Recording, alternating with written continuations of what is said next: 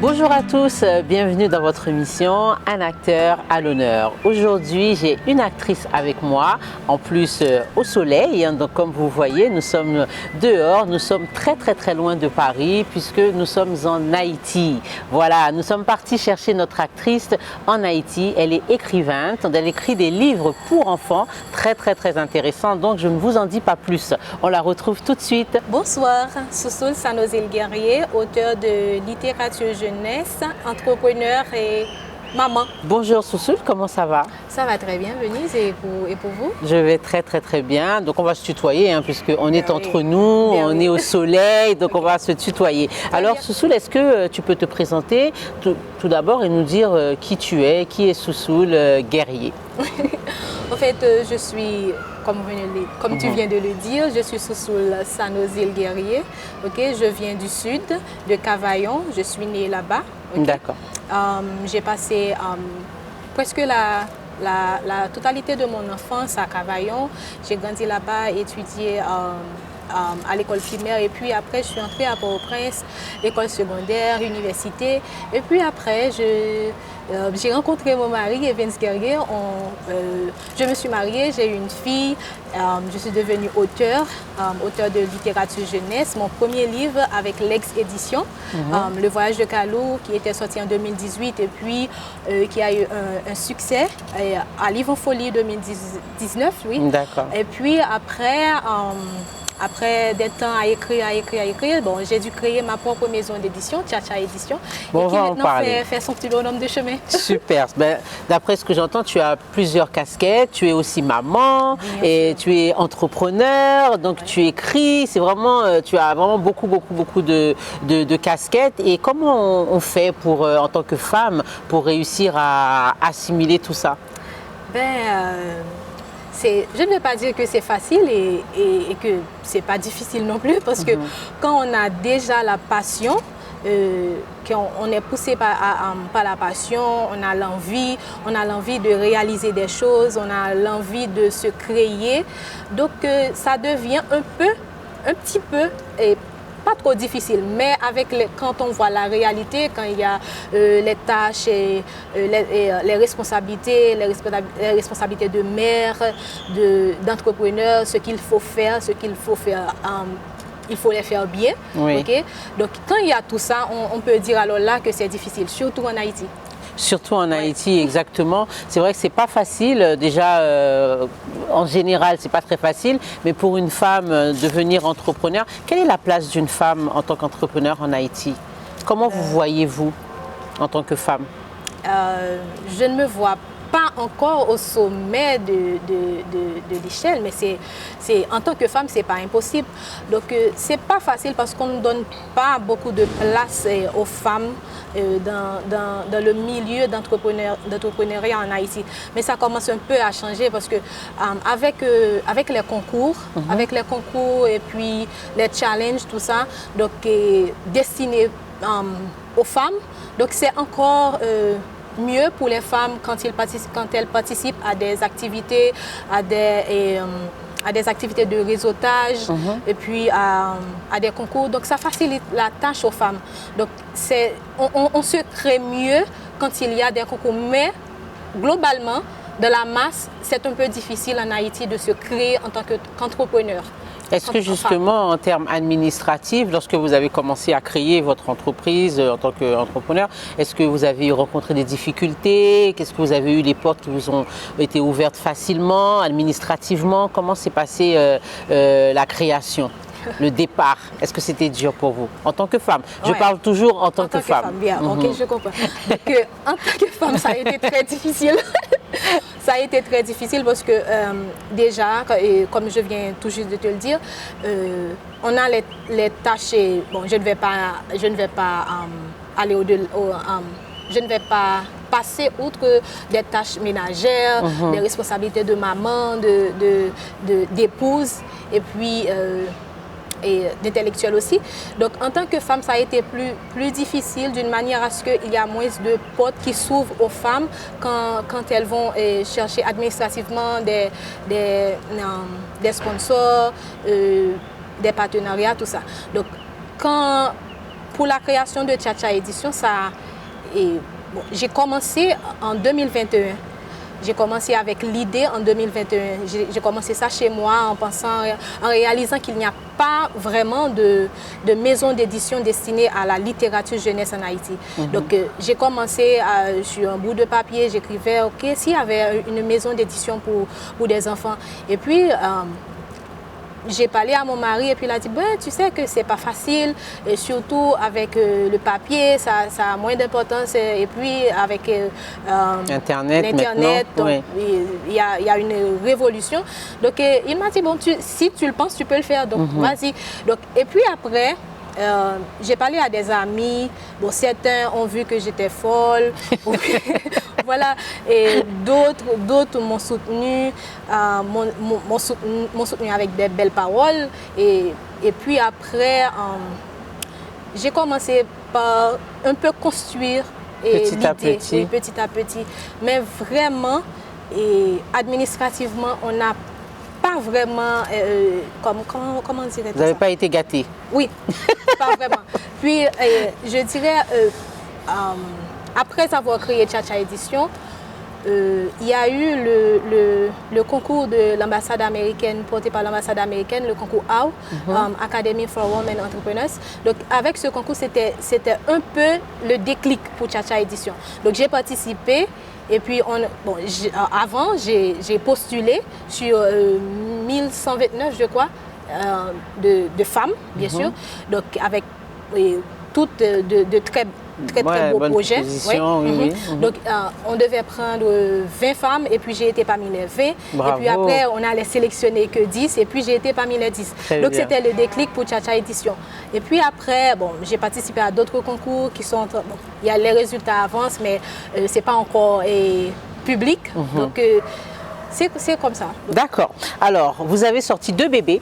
Oui. Voilà, 2 bébés. Alors, Colibri et Je dis non, non. Livre pour enfants. Pourquoi avoir choisi d'écrire pour les enfants? Déjà, j'ai été gâtée dans mon enfance. Bon, je suis encore enfant. Je dis ça parce que j'ai grandi à Cavaillon, plus précisément à La Biche, là où je suis née. Quand je dis je suis née là-bas vraiment. D'accord. Donc, ma maman m'a mis au monde dans ma cour, donc oui. à la maison, à 2h du matin. On n'a pas eu le temps parce qu'il y a encore ce genre de problème et encore à la biche. Ça arrive partout maintenant. Quand c'est pressé, c'est pressé. Oui, c'est pressé. J'étais pressée de venir au monde. Et puis, ma maman n'a pas eu le temps d'aller à l'hôpital. Et puis, à 2h du matin, me voilà à la biche dans ma cour. Donc, c'était comme ça. Prêt à jouer? Oui, c'est une grande cour. Et je suis née un peu dans ma cour et puis dans les champs aussi. C'était vraiment la belle vie parce que moi j'aime la vie de province. Donc c'est agréable, il y a les arbres, il y a les chants des oiseaux, il y a la rivière tout près de chez moi. Oui. Donc, et puis on partait aussi à la conquête de beaucoup de choses avec ma grande sœur et mon grand frère qui n'est plus de ce monde aussi. Donc j'ai été gâtée, j'ai de très beaux souvenirs de mon enfance. Donc, tout ça m'a porté à écrire pour les enfants parce que je me suis attachée à ma vie d'enfance, à ma vie d'enfant. Et puis, je me souviens aussi que j'écrivais tout le temps sur les murs chez moi, dans les rideaux, sur les nappes, et puis on me disait qu'est-ce qu'elle a cette écrivaine. Donc il y a une cousine qui me disait tout le temps ça pour me taquiner d'arrêter d'écrire pour me dire d'arrêter d'écrire sur les murs. Oh, tu n'es pas écrivaine, tu écris tout le temps, tu écris tout le temps, tu écris. Et puis parfois on m'appelait petite écrivaine et puis c'est comme ça que je suis devenue écrivain et puis je ne suis plus à être ce que je suis aujourd'hui. Est-ce qu'à travers justement vos livres pour enfants, vous éduquez ces enfants? C'est une façon d'éduquer. C'est ce que je m'efforce de faire. Bon, je veux dire, c'est ce que nous nous efforçons de faire en parlant de Tcha-Tcha Édition et tous les auteurs qu'on accueille à Tcha-Tcha Édition. D'accord. Parce que sur le premier, c'est le premier, hein, c'est ça? Colibri, c'est Colibri, c'est le premier. Oui. D'accord. Donc le deuxième, vous dites, je dis non, non. Donc pourquoi ce titre? Qu'est-ce qu'il y a comme message derrière? Ce titre parle du droit de l'enfant à s'exprimer, donc son droit de dire non, son droit de dire oui, Donc c'est un peu ça. Donc c'est le droit de l'enfant qu'on prône dans ce titre. C'est l'histoire d'un petit garçon qui ne voulait pas donner des bisous et qu'on lui obligeait à faire des bisous tout le temps. D'accord. Ouais. Tu sais que tu peux dire non. Ouais. Donc voilà, c'est une façon aussi, comme je disais, d'éduquer l'enfant et de lui donner, de lui montrer ce qu'il doit faire, ce qu'il ne doit pas faire, et qu'il n'est pas obligé de faire ce qu'on lui demande, surtout ce genre de choses en fait, c'est ça? Oui, oui, parce que donner des bisous, c'est un peu, c'est un sentiment. Donc on doit avoir envie, puisque c'est de l'amour, c'est de l'affection. Voilà, donc l'enfant peut ne pas avoir envie de donner des bisous à quelqu'un. Donc on ne peut pas forcer un enfant à donner des bisous. Et si on force un enfant tout le temps à faire quelque chose, donc, de sa vie d'adulte, il va y avoir des conséquences. Donc c'est ce genre de message que j'essaie de faire passer aux parents avant tout, parce que les parents vont lire aussi le livre aux enfants. Donc, et puis aux enfants pour qu'ils sachent aussi qu'ils peuvent refuser totalement de dire non, de faire quelque chose qu'on leur oblige à faire si c'est pas agréable. D'accord. Alors nous avons aussi Colibri. Alors Colibri, qu'est-ce que c'est Colibri? Alors, le nom m'intrigue, Colibri. Ouais. Alors Colibri, c'est une partie de mon enfance. Parce que j'espère que tous les Haïtiens connaissent cette chanson. Petits oiseaux côté où praler, moi praler, fillette là, quand moi j'ai tiroud. Si ou aller là, manger ou tout. Donc c'est ça avec Colibri. Je vais dire aussi que c'est mon premier texte. Donc j'ai écrit Colibri en 2011. Donc quand je dis mon premier texte, c'est mon premier texte. C'est avec ce texte que j'ai compris que je pouvais écrire. D'accord. J'ai écrit Colibri dans un atelier de contes avec Paula Clermont-Payan. Donc après cet atelier, je me suis rendu compte que je pouvais écrire, que je devais écrire, que j'avais des choses à dire. Donc avec Colibri, c'est une, comme je venais de le dire, c'est une partie de mon enfance avec la chanson et puis qui se lie avec la réalité d'Haïti. Donc la réalité d'Haïti à l'époque où j'ai écrit ça en 2011 et aussi aujourd'hui parce que Colibri raconte l'histoire. En fait, Colibri, c'est un oiseau qui se rendait compte qu'on ne pouvait pas descendre en ville, à la ville au Caille pour aller s'approvisionner, pour aller visiter des gens, tout ça. Il y avait un grand méchant qui s'appelait, un grand chien méchant qui s'appelait Fillette Lalo qui empêchait les animaux de descendre à la ville au Caille. Donc, Colibri était le sauveur de tous ces animaux. Il a pu arrêter Fillette Lalo et faire mettre en prison. Donc c'est notre réalité. C'est notre réalité, exactement. Est-ce qu'on aura la chance d'avoir Colibri en français? Bien sûr, c'est un projet parce que je dis tout le temps ça aux lecteurs, lectrices de Tcha-Tcha Édition. Donc Tcha-Tcha Édition ne fait pas que de la littérature haïtienne. Tcha-Tcha Édition vend la culture haïtienne. Tcha-Tcha Édition prône le créole pour que les enfants d'Haïti aiment plus le créole, valorisent plus leur langue et aussi les enfants qui sont en terre étrangère donc puissent rester connectés avec cette langue. Alors de cette façon, on pense qu'on peut faire des livres créoles anglais d'une façon à ce que l'enfant qui est en terre étrangère puisse à travers sa langue et la langue du pays d'où il vit, il puisse traduire le texte en créole parce qu'on a Colibri en anglais, créole et anglais. Et puis on travaille là maintenant sur la version française. Donc ce sera créole français, créole anglais et créole espagnol. On fait comme ça pour mieux aider les enfants à rester connectés avec leur langue. Alors quels sont les projets de cette année pour Tcha-Tcha Édition? Alors, Tcha-Tcha Édition a beaucoup de projets, mais je vais me focaliser sur le nombre de livres qu'on a là sur le bras en train de travailler. On a 5 auteurs, et il y a 2 parmi eux qui vont être publiés ce mois-ci. Donc, on a 10 livres en préparation. Donc ça, c'est tout un projet, c'est beaucoup de travail, c'est beaucoup de nuits blanches et puis tout ça.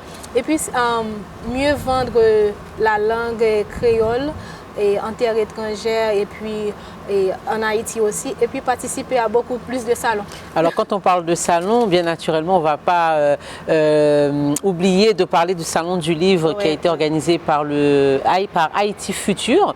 Vous étiez là. Oui, donc là. comment ça s'est passé? Quels étaient vos ressentiments? Est-ce que c'était bien? Est-ce que vous avez bien vendu? Il y a eu une connexion avec les personnes là-bas? Comment s'est passée votre expérience? C'était... Bon, on vient de commencer, je ne vais pas dire c'est la meilleure expérience de Tcha-Tcha Édition. Je ne vais pas le dire maintenant, mais c'était pour nous une très très belle expérience. Parce qu'arriver là-bas, je ne m'attendais pas à ce que les gens viennent comme ça à Tcha-Tcha et à moi, donc à Tcha-Tcha Édition. J'ai vendu tous les livres, j'ai tout vendu et puis les gens... Ils voulaient tous des livres en créole et en français. Donc, je suis restée connectée avec des personnes qui ont acheté des livres. Ils m'appellent, elle me demande s'il y aura la version française, s'il y aura d'autres collections. Donc, déjà, je me suis fait une amie, donc toi, Denise. Donc, j'ai une lectrice qui m'a appelée pour me dire que si j'ai des gens qui rentrent en France que je devais l'envoyer les livres. Mon nonos. Donc ça a été une belle expérience. J'ai eu des connaissances agréables et puis le public a répondu à l'appel. Donc pour moi, ce n'est que partie remise. On va refaire ça. Donc c'est un rendez-vous pour moi maintenant. Magnifique. Alors, pour finir, on va parler un petit peu de l'actualité en Haïti, puisqu'on sait que tu vis, je recommence à te tutoyer, parce que je n'ai pas l'habitude, j'aime bien vous voyez, mais bon, vous vivez en Haïti, il y a pas mal de soucis, manifestations. Comment vous vivez toute cette turbulence en Haïti? Bon, on ne peut pas rester indifférente face à toutes ces paniques, toute cette instabilité, on ne peut pas rester insensible à ça. Donc ça nous peine, ça nous rend vraiment, ça paralyse aussi nos activités. Parfois on aurait pu avoir beaucoup d'activités de livres, surtout quand on travaille pour les plus petits. Donc on ne peut pas exposer les enfants comme ça dans les rues. Donc si on fait une activité aujourd'hui, on invite les parents. Bon, beaucoup de parents auraient aimé envoyer leurs enfants, mais c'est avec le cœur lourd ou bien on annule tout simplement parce que c'est vraiment une casse-tête, je dirais, pour sortir. Et puis il y a l'insécurité, on ne sait jamais quand ça va déraper, donc c'est comme ça, c'est dans l'incertitude. Donc ça nous peine, ça nous paralyse un peu, mais quand même on reste avec l'espoir que tout ça va changer, on garde encore l'espoir et puis on prie pour que ça change et on travaille aussi. Est-ce que vous faites partie des jeunes justement qui disent « bon ben moi je reste dans mon pays et je veux faire évoluer mon pays ». Ben oui. Je reste parce que j'ai ma part et des choses à faire. J'ai Tcha-Tcha Édition, je ne peux pas abandonner. Tcha-Tcha Édition, je ne peux pas abandonner Haïti. Je ne peux pas abandonner les enfants qui vivent encore en Haïti. Et il va toujours en avoir des enfants et à secourir, à faire rêver et à éduquer. Donc je vends du rêve aux enfants, je les apporte un peu de félicité, de bonheur, de merveille dans mes livres. Donc je ne peux pas abandonner. Et si vous aviez justement un dernier message à passer aux jeunes de ton âge qui évoluent, qui évoluent en Haïti, qu'est-ce que tu pourrais leur dire? La première chose à dire, ce serait de ne pas abandonner. Quoi qu'il en soit, il faut garder espoir. Donc même si parfois certains d'entre eux sont obligés de laisser pour un bout de temps. Donc, il faut continuer à travailler, même en dehors du pays, pour le pays. Parce qu'on en a besoin de nos jeunes, on en a besoin de leur savoir-faire, de leurs compétences. tout le monde ne peut pas partir et laisser Haïti. Donc, qui va s'en occuper? Exact. Donc, surtout aux jeunes femmes, aux jeunes filles. Donc, je leur dis de continuer à avancer, de toujours essayer de se servir de l'Internet pour trouver beaucoup plus d'opportunités, beaucoup plus de choses à accomplir, de se créer encore plus. Encore Donc, plus, aller plus en avant. Ouais. La chance, parfois ça aide, mais la chance ne va pas aussi sans les compétences et l'action. Donc il faut toujours continuer, il faut tenter sa chance encore et encore. Donc c'est ce que je dis. Et si on veut justement contacter Soussoul à Tcha-Tcha Édition, comment on peut te trouver? Où le numéro, l'adresse, comment ça se passe? Alors, si on veut acheter les livres. Oui. Bon, à l'étranger aussi. Hein. Oui, à l'étranger. Bon, pour le moment, on a notre distributeur officiel qui est aux États-Unis, c'est Odan Group. Donc, Colibri est déjà sur place aux États-Unis. Vous pouvez passer votre commande sur le site de Odan. Et puis en Haïti, vous trouverez Tcha-Tcha Édition sur Facebook, Instagram, et puis notre site web. Et puis sur 39 09 16 26, vous trouvez Tcha-Tcha Édition. Et puis bon, en France, on travaille encore sur la meilleure façon de vous laisser ça, que ça puisse être disponible en France. D'accord. Merci beaucoup Soussoul, j'étais ravie de discuter avec toi et faire connaître aux téléspectateurs tes talents. Donc tu fais vraiment quelque chose de formidable, hein, d'écrire pour les enfants, donner à ces enfants la possibilité de rêver à travers tes livres. C'est vraiment quelque chose de formidable, surtout en Haïti, et vraiment je te félicite. Continue et puis je te souhaite bonne continuation. Merci. Nous on a hâte que Colibri soit en français. Voilà. C'est bientôt, avant juin. Avant juin. Quant à nous, on se retrouve très bientôt dans de nouvelles aventures en Haïti sur Espace FM. À bientôt. Au revoir.